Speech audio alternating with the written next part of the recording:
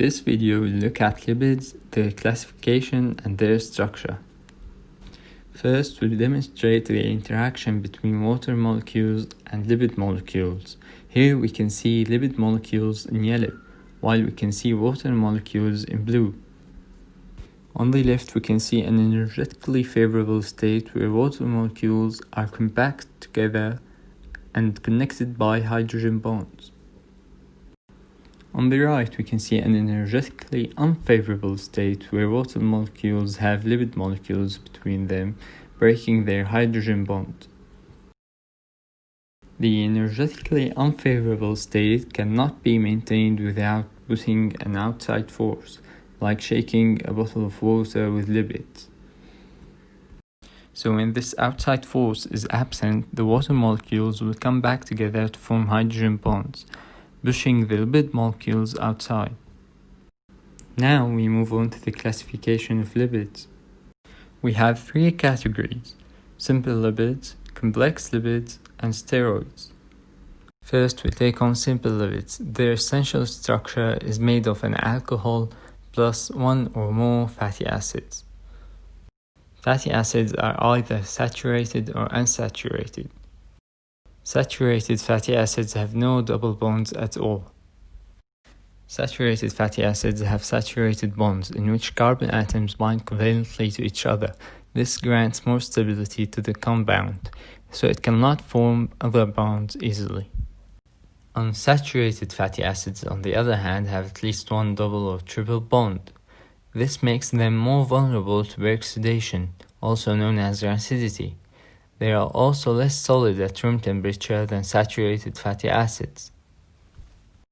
Unsaturated fatty acids are of two kinds, cis and trans.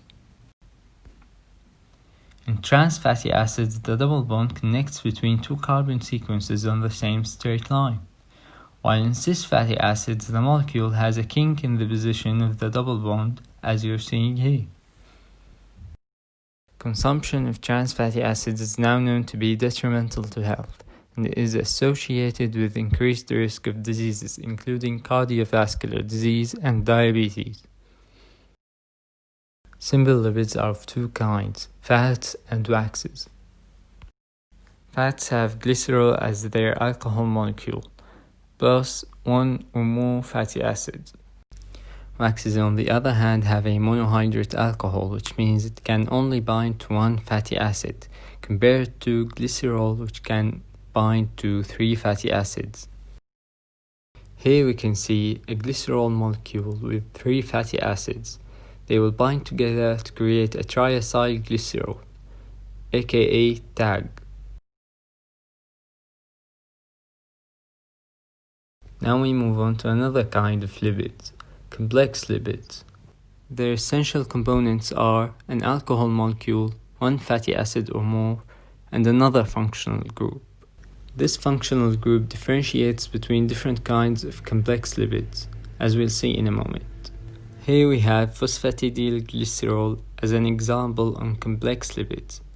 It belongs to phospholipids. Highlighted in red, we can see an alcohol molecule. Here, it's glycerol. Highlighted in blue, we can see 2 fatty acids. They can be identical or different. In green, we can see the phosphate molecule. And in white color, we can see a cytidine molecule. Complex lipids have many classes, of which we'll only mention 5. First, we start with phospholipids. They obviously have a phosphate molecule, as we've mentioned before. This phosphate molecule is polar, meaning it can be dissolved in water. So we have a polar part and a non-polar part, which is a fatty acid displayed as a yellow tail. This makes them amphipathic, with a hydrophobic tail and a hydrophilic head, which is quite useful for the structure of a cell or a micelle, as we'll see in another video. If we were to build a membrane out of phospholipids that have trans fatty acids, those phospholipids would cluster together through their polar heads. In fact, our cell membranes would not be possible without cis fatty acids, which allow for proper positioning of phospholipids to make the structure of a membrane possible. Glycolipids have a sugar molecule in their structure, a ketone or an aldehyde, as indicated by the prefix glyco. They are responsible for giving the blood type. Proteolipids are complex lipids which have a minor proteinic part, while the major part is made of lipids. The most obvious example is the myelin sheath of axons, which speeds up the electrical conduction. Lipoproteins, on the other hand, have a minor lipid part, while the major part is made of proteins, which makes them more water-soluble than proteolipids. They are responsible for delivering lipid molecules throughout the body, either through blood vessels or through lymphatic vessels, depending on their size. Here we can see what a lipoprotein is made of. First, we have phospholipids, which allow lipoproteins to travel in the bloodstream as they are water-soluble, alongside proteins which have many roles in the process of delivering fats. Cholesterol esters, which are more hydrophobic than cholesterol, and finally fats, which are broken into glycerol and fatty acids that are then oxidized inside the cell when it's in need of energy. Lipoproteins have been divided into 5 subgroups by the ratio of density over size: high-density lipoproteins, low-density lipoproteins, intermediate and very low-density lipoproteins, and chylomicrons. As we go down, the ratio of density over size gets lesser and lesser. Sulfatides are glycolipids with a sulfate molecule attached to them. They are found in myelinating cells, oligodendrocytes in the central nervous system, and Schwann cells in the peripheral nervous system.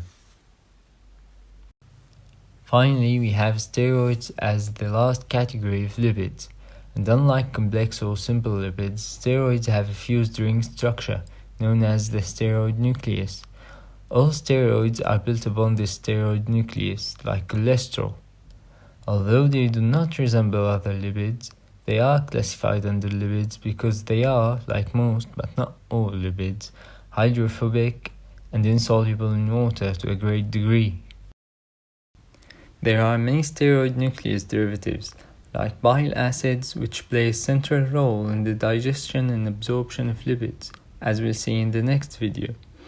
Adrenal hormones like cortisol and aldosterone, sex hormones like estrogen and testosterone, and D vitamins, which are synthesized by sun exposure and activated in the liver and kidneys. Thanks for watching the video. I hope you found it useful. If you find any mistake in this video, please don't hesitate to email us or leave a comment down below if that's easier.